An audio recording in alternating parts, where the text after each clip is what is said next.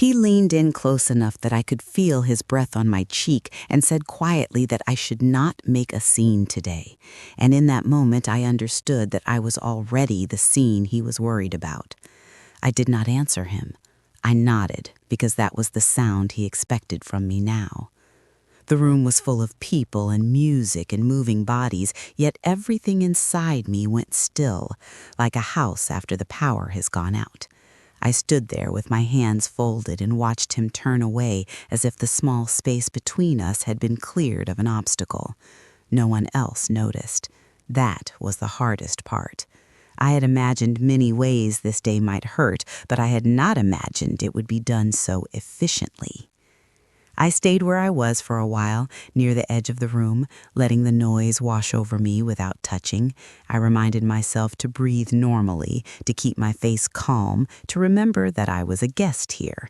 That word felt strange, guest, as if I had arrived by accident and would soon be expected to leave. I watched people laugh with their heads thrown back, watched glasses clink, watched my son move easily among them like a man who belonged entirely to the present. He did not look toward me again. I told myself not to look toward him either.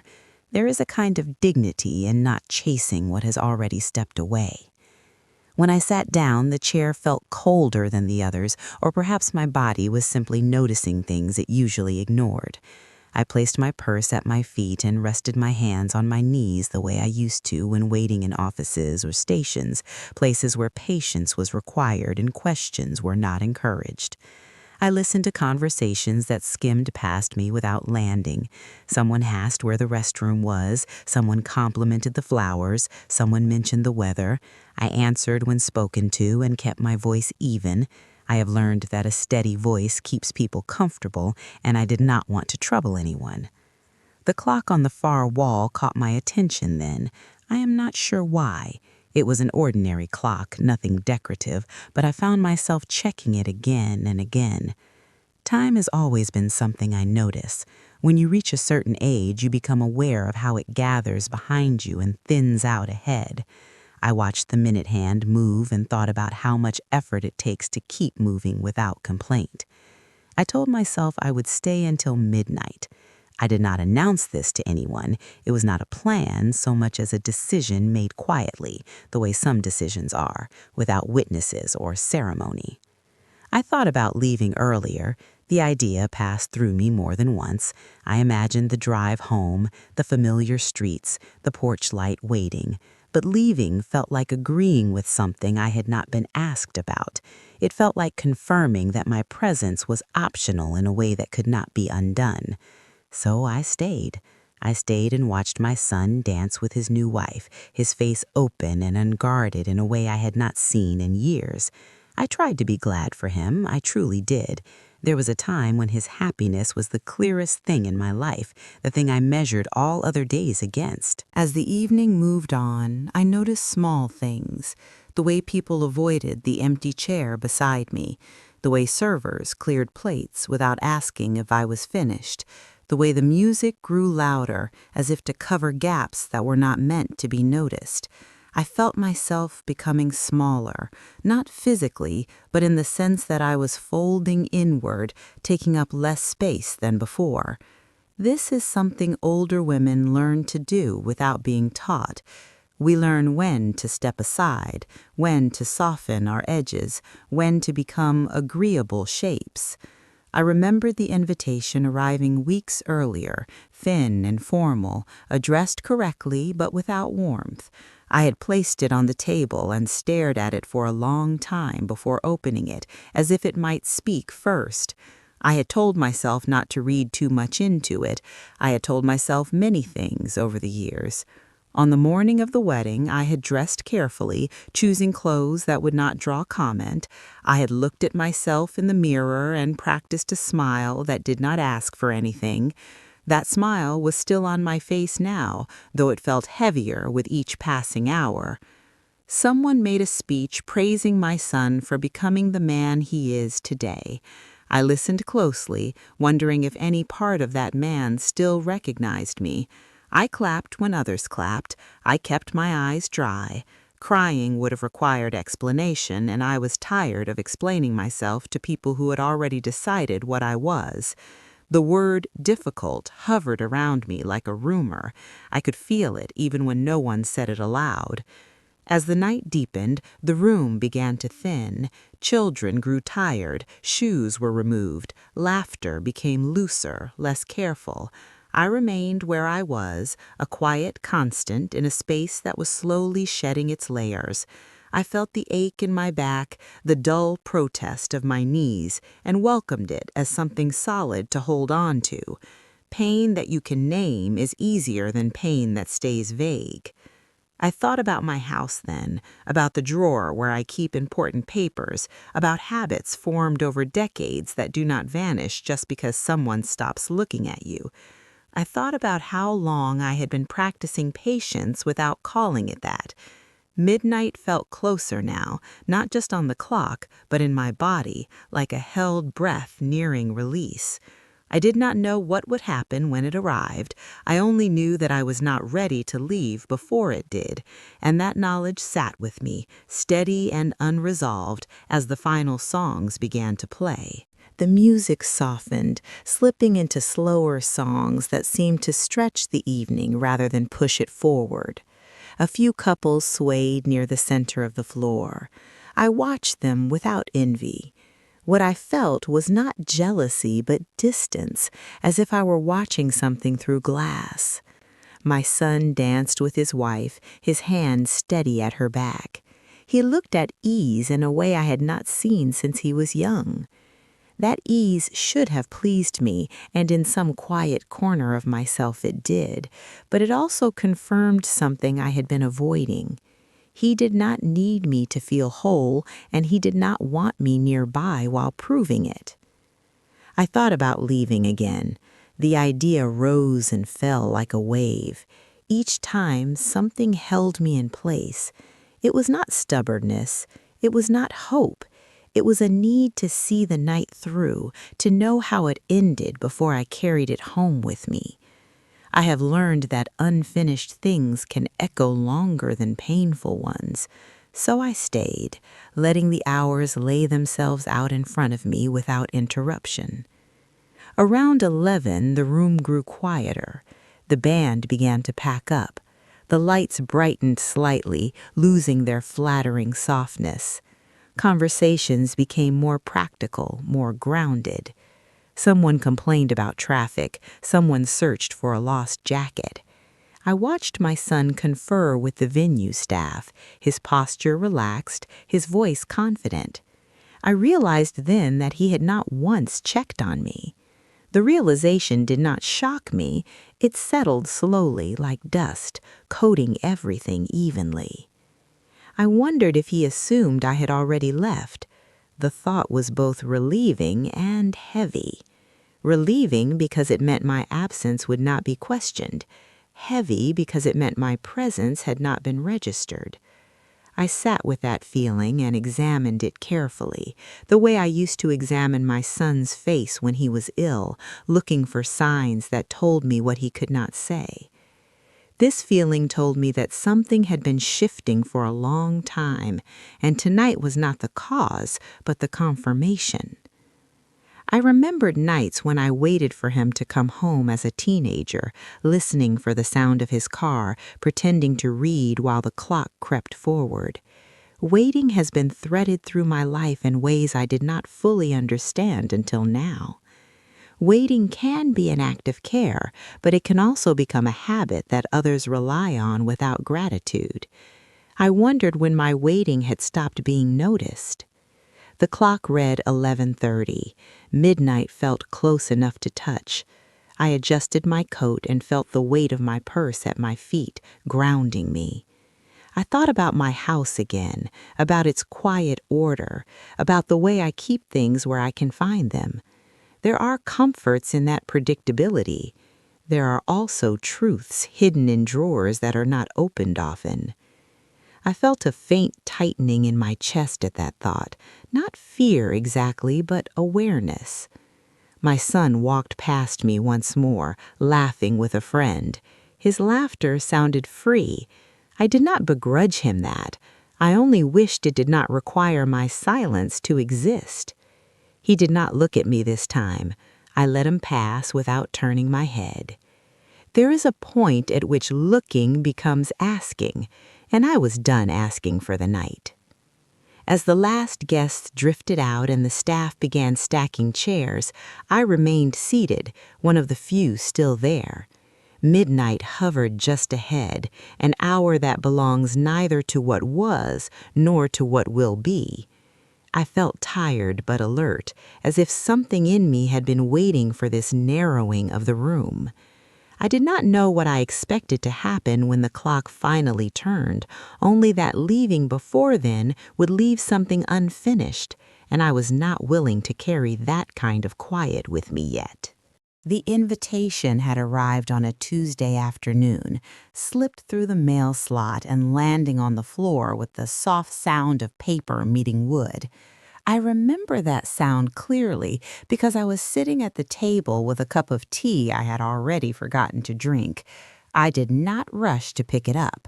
I watched it from where I sat, noticing how the envelope lay face down, as if uncertain of itself. When I finally reached for it, my hands were steady. I had practiced steadiness for years without realizing it was practice. My name was printed correctly, spelled the way I taught him to spell it when he was small. That detail gave me a moment of foolish relief. I told myself that care had been taken. I opened the envelope slowly and read the words inside. They were polite and sparse, announcing the date, the place, the time. There was no note tucked inside, no line written in a familiar hand. Still, I held on to the paper longer than necessary, letting the fact of it settle. An invitation is a kind of promise, even when it says very little. I allowed myself to believe that. In the weeks that followed, I adjusted myself around that belief. I imagined sitting quietly among other guests, unseen but included. I imagined exchanging a few words with my son, nothing heavy, nothing that might burden him. I imagined that this wedding might be a bridge, thin but passable. These were not large hopes, they were careful ones. I shaped them so they would not ask too much. I bought a simple outfit and had it altered slightly so it would fit comfortably. I chose shoes I knew I could stand in for a long time. I told myself that comfort was more important than appearance now, though I still checked the mirror more than once. I rehearsed neutral sentences in my head, phrases that carried no expectations. I practiced smiling without leaning forward. All of this felt reasonable at the time. It felt like preparation rather than pleading. On the day itself, I arrived early. That has always been my way. I prefer to enter spaces before they fill, to understand their shape while they are still quiet. I took a seat near the back where I could see without being seen. When my son entered, surrounded by movement and noise, my heart lifted in spite of myself. For a brief moment, I thought he might look for me. That moment passed quickly, but it existed, and I felt it all the same. The ceremony unfolded smoothly. Words were spoken about love and partnership and new beginnings. I listened carefully, not because the words were new, but because I wanted to know what kind of language my son had chosen for his life. When the applause came, I joined it gently. I did not stand out. I did not disappear either. I occupied the space I had been given. The reception began with an easy flow of people and sound. I accepted a glass of water and held it like an anchor. I watched my son greet guests, his face open, his gestures practiced. When he approached me, I felt a brief return of that earlier hope. It flared and settled all in the same breath. His words were courteous but distant. He thanked me for coming. He did not ask how I was. I told myself that this was not the moment for personal conversations. I told myself many things. As the evening went on, I became aware of how carefully I was being managed. A well-meaning relative steered me away from certain tables. A friend of the bride spoke to me kindly but briefly, as if instructed not to linger. I felt like a fragile item placed on a high shelf, acknowledged but kept out of reach. No one was unkind. That was what made it difficult to name. Kindness can still carry a message when it is measured. The speeches came. I listened closely then, perhaps too closely. Stories were told about my son's independence, his resilience, the way he had built his life. His childhood was mentioned only in passing, as if it were a rough draft best left behind. I wondered where I fit into that story now, whether I had become a footnote or been edited out entirely. I kept my face composed, I clapped at the right moments, I swallowed what rose in my throat. The moment near the coat rack came later, after the formalities had loosened and the room had grown louder. He leaned in and spoke quietly, his voice low and controlled. "Please don't make this harder than it already is." The words themselves were not sharp, it was their placement that cut. They landed where trust might have been, where a shared understanding used to live. I nodded because I understood the instruction. I stepped back because I recognized the boundary. After that, I moved carefully, as if navigating a space marked with lines only I could see. I did not approach him again. I did not seek explanation. I had learned that explanations are rarely given to those who are expected to accept without question. Instead, I observed. Observation has always been my strength, though it is seldom praised. I noticed how people laughed more freely as the night went on, how my absence from certain moments went unremarked. I noticed how my son relaxed once he no longer had to worry about me. That realization stung more than the words he had spoken. It suggested that my presence itself was the difficulty, not anything I had done. As midnight approached, those thoughts settled heavily in me. The hope I had carried in with the invitation now felt thin and misplaced.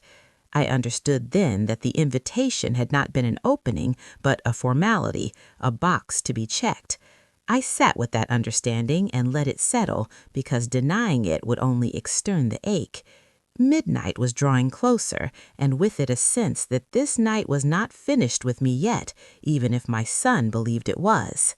By 11:45, the room had taken on the tired honesty that comes when performances end.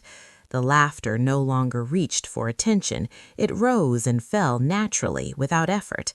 The staff moved with purpose now, stacking chairs, clearing tables, their voices practical and low. I stayed seated, my coat still folded over my arm, because moving felt like admitting that my role in the evening had been concluded by someone else. I watched my son sign a receipt at the bar, his hand steady, his posture confident. He looked like a man who had completed something important and was ready to move on. I wondered then if he thought of me at all in that moment. The question arrived quietly, without accusation. I examined it the way I examine my own thoughts these days, patiently, without judgment. I realized that what I wanted was not attention, but acknowledgement, not affection, not apology, just the simple recognition that I existed in relation to him, that I had not become an inconvenience without explanation. That realization surprised me with its clarity. A relative approached and asked if I needed a ride home. Her voice carried concern, but also relief at the idea of resolving me. I thanked her and said I was fine. The word fine has served me well over the years. It closes conversations without inviting inspection. She nodded and moved on, satisfied. I returned my gaze to the clock, 11:48. The minutes felt heavier now, as if each one carried weight. I thought about the months leading up to this night, about how communication had thinned without my noticing the exact moment it happened. Phone calls had become shorter, more efficient. Visits had been postponed, then forgotten. I had adjusted without complaint, telling myself this was the natural order of things. Children grow outward, mothers learn to stand still. That belief had comforted me for a long time. Tonight it felt incomplete. I remembered a conversation from years ago when my son had told me he needed space.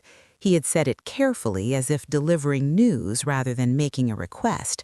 I had agreed immediately, proud of myself for understanding.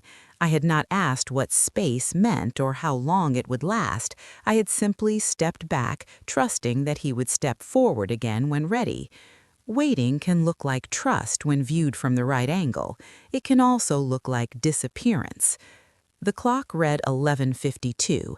I felt a tightening behind my eyes, but did not let it rise. Crying would have drawn attention, and attention was something I had been trained to avoid.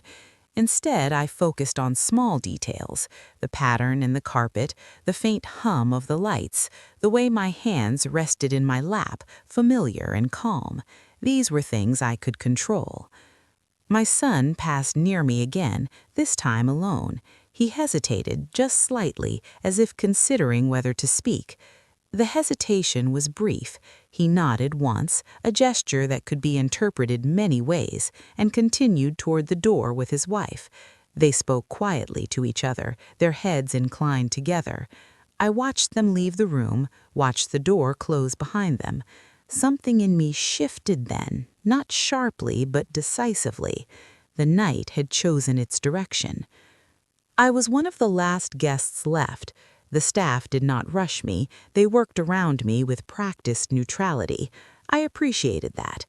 When the clock finally reached midnight, it did so without ceremony. No bells rang, no one marked the moment. The day simply ended. I felt it in my body, a subtle release, like the letting go of a long-held breath. I stood then, slowly, feeling the familiar protest of my joints. I slipped my coat on and adjusted my purse. For a moment, I remained where I was, letting the room settle into its emptied state. It looked different without people, larger and more honest. I realized that I felt different too, not lighter exactly, but clearer. As I walked toward the exit, I passed the coat rack where my son had spoken to me earlier. The space was empty now, unremarkable. I paused there briefly, not out of sentiment, but out of recognition. That small exchange had not been the beginning of anything. It had been the confirmation of something already in motion. Understanding that did not erase the pain, but it gave it shape. Outside, the night air was cool and still. The parking lot was nearly empty. I took my time reaching my car, unlocking it, settling into the seat. I did not start the engine right away. I sat with my hands on the steering wheel and allowed the silence to fill the space the music had occupied. Silence can be heavy, but it can also be truthful. As I drove home, the roads were quiet, the lights changing obligingly as if on my behalf. I thought about my house waiting for me, about the familiar rooms and their order. I thought about the drawer I had considered earlier, the one that holds papers I rarely open. The thought returned now with more insistence, though I did not yet examine why. Some realizations prefer to arrive gradually. When I pulled into my driveway and turned off the engine, the house stood dark and still, exactly as I had left it. I sat there for a moment longer, listening to the ticking of the cooling car, feeling the weight of the night settle fully. The wedding was over. My role in it had been made clear. What remained was everything that had not been said, everything that had been deferred. I gathered my things and stepped out into the quiet, carrying with me the understanding that this night had not ended something so much as it had revealed where I truly stood. And that knowledge, unresolved and steady, followed me inside. The house greeted me the way it always does, without questions or expectations. I turned on a single lamp in the living room and left the rest of the rooms dark. Light has a way of exaggerating things late at night, and I wanted the edges to stay soft. I sat my purse down carefully, the same way I always do, and removed my coat, hanging it where it belonged. These small rituals steadied me. They reminded me that some things still followed rules I understood. I did not go to bed right away. Sleep felt premature, as if it might erase something I needed to keep intact. Instead, I sat at the dining table with a glass of water and let the quiet stretch. The clock on the wall ticked evenly, unconcerned with weddings or disappointments. I found comfort in that. Time does not take sides, it simply continues. I replayed the evening in fragments, not the dramatic moments, but the pauses in between, the way my son's eyes had slid past mine, the practiced kindness of strangers, the empty chair beside me. None of these were accusations, they were observations. I have learned that observation is safer than interpretation. Interpretation invites argument, even when you are alone. At some point, I stood and walked through the house, checking doors, straightening a picture that had tilted slightly. I paused outside my son's old room. The door was closed, as it has been for years now. I did not open it. I did not need to. Memory does not require access to physical spaces. It arrives on its own schedule. When I returned to the dining table, my eyes fell on the sideboard. One drawer in particular seemed heavier than the others, though it had not moved. I opened it part way, then stopped. I closed it again. There would be time for that later. Tonight was for letting things settle, not for stirring them up too quickly. Still, the awareness lingered, quiet but present. In the days that followed, I moved through my routines with care. I watered the plants, I paid bills, I took my morning walks and nodded to neighbors without stopping to chat. Routine can be a kind of shelter when emotions are unsettled. It gives the mind something to hold while other things rearrange themselves beneath the surface. My son did not call. I did not expect him to. The absence of a call was not surprising, but it was instructive. It told me how easily silence could be maintained when both sides agreed not to break it. I wondered how long it might last. I wondered if he assumed I was waiting. The thought made me pause mid-step one morning, standing at the kitchen sink with my hands in soapy water. I realized then that waiting had been assigned to me without discussion. That realization did not anger me, it clarified something. Clarity can feel sharp at first, but it dulls with handling. I began to notice how often I had adjusted myself to avoid being in the way, how often I had smoothed over discomfort before it reached him. None of this had been demanded outright, it had simply been allowed. I found myself returning to the drawer more frequently in thought, if not in action. When I finally opened it fully, I did so without ceremony. Inside were neatly arranged documents, papers I had kept current without giving them much attention. I did not spread them out or read them closely. I simply confirmed that they were there, in order, as they should be. I closed the drawer again and felt a quiet reassurance settle in me. Order has its own language. I began making small changes that would have gone unnoticed by anyone else. I reorganized shelves, I updated files, I made appointments and tapped them. None of these actions were dramatic, they did not announce themselves. They were the kind of preparations that look like ordinary maintenance from the outside. I did not tell anyone what I was doing, not because it was secret, but because it was mine. There were moments when sadness returned unexpectedly, a song on the radio, a photograph tucked inside a book. I let those moments pass through me without resistance.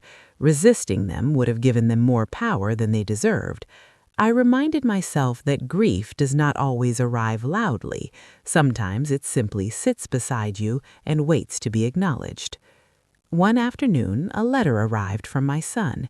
It was brief and practical, thanking me for attending the wedding and apologizing for being busy. The words were careful and distant, arranged to avoid any opening. I read it once and placed it on the table. I did not respond right away. There was no urgency. The letter did not ask a question. It did not require an answer. As weeks passed, I felt something shift inside me, not toward bitterness, but toward steadiness. I slept better. I ate regularly. I took pleasure in small things again. The silence between my son and me stretched, but it no longer felt like a void I was responsible for filling. It felt like a space with boundaries. Still, there was an undercurrent of anticipation, a sense that something was moving toward a point of expression. I did not rush it. Rushing has never served me well. I trusted the quiet work I was doing, the way one trusts the tide without watching it every moment. At night, when the house was still, I sometimes sat at the dining table and rested my hands on the smooth surface, feeling the solidity beneath them. I thought about endurance, about how it can look like passivity when viewed from a distance. I knew better now. Endurance is active. It observes. It prepares. I did not know exactly when or how things would change, only that they already had, in ways that were not yet visible. That knowledge stayed with me, calm and unresolved, like a thought waiting for the right moment to speak. The seasons shifted without asking my permission, and I let them. Leaves gathered along the curb and were cleared away. Mornings cooled. I adjusted my routine slightly, walking later in the day, lingering a bit longer over breakfast. These were small accommodations, the kind life requires as it moves forward. I did not think of them as changes brought on by the wedding, though I knew they were connected. Everything is connected if you sit with it long enough. My son's silence continued, but it no longer pressed against me the way it once had. It became part of the background, like a low hum you notice only when it stops. Occasionally, a message would arrive, short and polite, sharing some neutral update. I responded in kind. I matched his tone carefully, not to punish him, but to reflect what he offered. There is a quiet balance in mirroring that can teach without words. I spent more time at home than usual, not hiding, but attending to things I had postponed. Closets were sorted, old receipts were shredded, files were reviewed and labeled. I worked methodically, enjoying the clarity that came from order. Some afternoons I would sit at the table with papers spread neatly before me, not rushing, not distracted. I read everything carefully, the way I always have. Details matter more than people admit. At times, memories surfaced uninvited, a younger version of my son asking questions I could not always answer, the sound of his footsteps on the stairs late at night, the weight of responsibility that once defined my days. I let those memories pass without clinging to them. They were part of me, but they did not need to direct me anymore. Remembering is different from living backward. One morning, as I was putting documents back into the drawer, I paused and noticed how familiar my hands were with the process. I had always handled practical matters quietly, without drawing attention. Bills had been paid, forms filed, decisions made and updated when necessary. No one had ever asked me how these things were managed.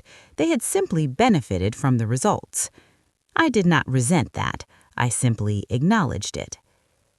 I began visiting the bank more often, not because anything was wrong, but because I wanted certain confirmations. The staff recognized me. We spoke politely. I asked questions and listened carefully to the answers. I took notes afterward, not because I might forget, but because writing things helps me see patterns. Each visit left me a little more certain of where I stood. There was no sense of urgency in what I was doing. Urgency leads to mistakes, and I have never been careless with matters that affect my stability. I moved at my own pace, guided by quiet assurance rather than emotion. If sadness appeared, I acknowledged it and continued. Sadness does not disqualify you from being clear-headed. Friends asked how I was doing. I said I was well, and in many ways that was true. I did not elaborate, explaining would have required framing my son as either cruel or misunderstood, and he was neither. He was simply distant, and distance is harder to dramatize. People understand drama. They struggle with quiet withdrawal. I noticed that my sleep had become deeper. When I woke, I felt rested rather than braced. This surprised me. I had expected unrest, perhaps even regret. Instead, there was a sense of alignment, as if something inside me had stopped pulling in two directions. I trusted that feeling. I have learned to trust what persists.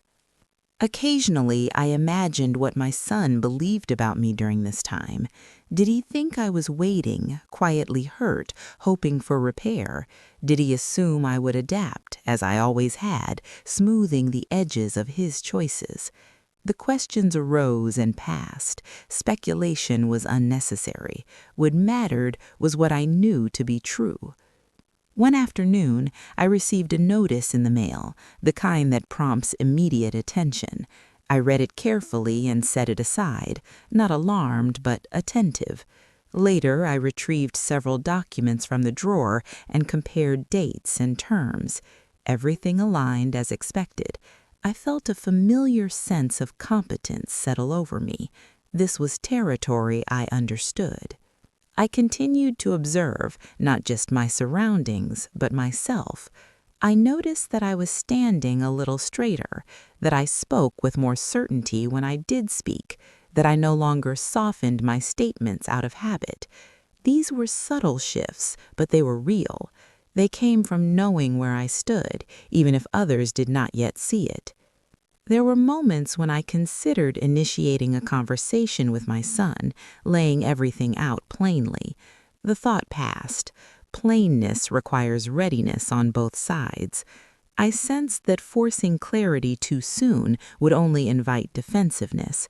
I was not interested in winning an argument. I was interested in truth being understood when it could be received. As winter approached, I felt prepared in ways that went beyond weather. Preparations had been made, confirmations gathered, decisions quietly reinforced. Nothing had been announced, nothing needed to be. I carried this knowledge lightly, without anticipation of confrontation, without hunger for recognition. At night, I sometimes sat by the window and watched the streetlights come on, one by one. The world continued its steady rhythm, indifferent to personal reckonings. I found comfort in that. Whatever was ahead would unfold in its own time. I did not need to hurry it. I only needed to remain attentive, because I knew now with calm certainty that when the moment arrived, I would be ready to meet it without raising my voice or lowering my eyes. The call came on a quiet morning, the kind that arrives without urgency and still changes the day. My son's voice was measured, careful, as if he were stepping onto unfamiliar ground. He said there was a small issue that needed clarification, something administrative, nothing serious. I listened without interrupting. I have learned that people reveal more when they are not rushed. He explained that he and his wife were meeting with a lawyer about future arrangements. He spoke about planning, about responsibility, about making sure everything was in order. Then he hesitated, just long enough for me to notice. He said my name and asked if I had ever updated certain documents. The question was framed casually, but its weight was unmistakable. I felt no surprise, only recognition. I told him that everything was current. My voice was even, almost gentle. There was a pause on the line, a longer one this time. He asked what I meant. I said that I meant exactly that. Silence followed, not the comfortable kind, but the kind that asks you to continue. I did not. I waited. He cleared his throat and said the lawyer had mentioned some discrepancies regarding property records. He said my name again, as if repetition might soften the subject. I told him that there were no discrepancies, only documents he had never needed to see before. I could hear his breathing then, the slight change that told me he was recalculating. We agreed to meet later that week. I suggested the lawyer's office. Neutral ground has its uses. He agreed quickly, too quickly. When the call ended, I sat for a moment with the phone in my hand, feeling its weight. I did not feel vindicated. I felt steady. There is a difference. On the day of the meeting, I arrived early, as I always do. The office was quiet, orderly. I took a seat and folded my hands in my lap. When my son arrived, he looked unsettled, though he tried to mask it with politeness. He greeted me formally. I returned the greeting. There was no need for more. The lawyer joined us, a man with careful language and an attentive manner. He spread several documents across the table. I recognized them immediately. Titles, trust papers, records I had reviewed and maintained for years. He spoke about ownership, about intentions set long ago, about legal clarity. My son listened intently, his expression shifting as each piece fell into place. The lawyer explained that the house I lived in, the one my son had grown up in, had never been transferred out of my sole ownership. He explained that additional properties, modest and few, were structured in a way that protected them from outside claims. He spoke about foresight, about planning for independence. I listened, nodding occasionally, though none of this was new to me. My son finally looked at me then, really looked. There was confusion in his eyes and something else, something closer to embarrassment. He asked why he had never known. The question was not accusatory, it was bewildered. I answered calmly. I said he had never asked. I said there had never been a reason to involve him. I said I preferred to keep certain responsibilities to myself. The lawyer continued, explaining that any assumptions about shared control or future access were misunderstandings. He was careful with his words. Professionals usually are. My son shifted in his chair. He glanced at his wife, who had been silent until now. She asked a question about contingencies. The lawyer answered it thoroughly. Each answer narrowed the space in the room. I spoke then, not to accuse, but to clarify. I said I had always believed in standing on one's own, financially and otherwise. I said I had arranged things to ensure that no one would feel burdened by me or entitled to manage my affairs. I said this without emphasis. It did not need emphasis. My son tried to explain himself.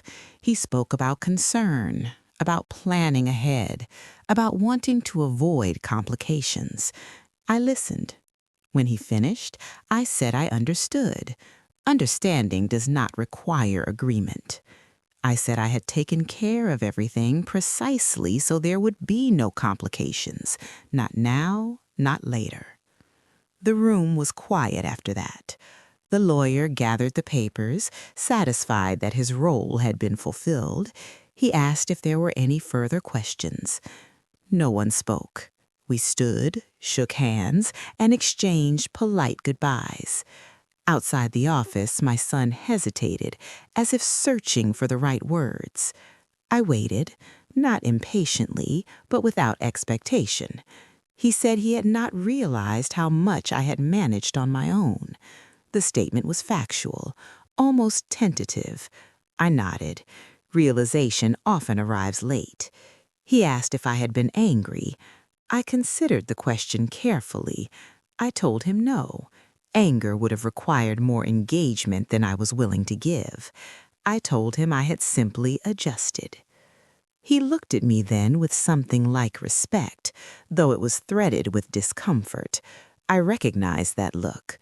It was the look of someone reassessing a story they had been telling themselves. I did not correct him further. Corrections were no longer my responsibility. We parted without drama.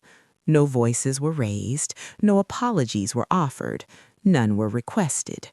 I returned home and made myself tea. The house felt unchanged, and yet I knew something essential had shifted. The truth had been exposed, not through confrontation, but through structure and fact. There is a quiet power in that. As evening settled, I reflected on how easily assumptions grow when silence is mistaken for absence. I had been present all along, just not performing. The documents had spoken clearly, without emotion, without malice. They had done what words between us could not. I sat at my table as night came on, feeling neither triumphant nor wounded. What I felt was resolution, though not the kind that closes a door. It was the kind that locks it gently, from the inside, leaving no doubt about where one stands.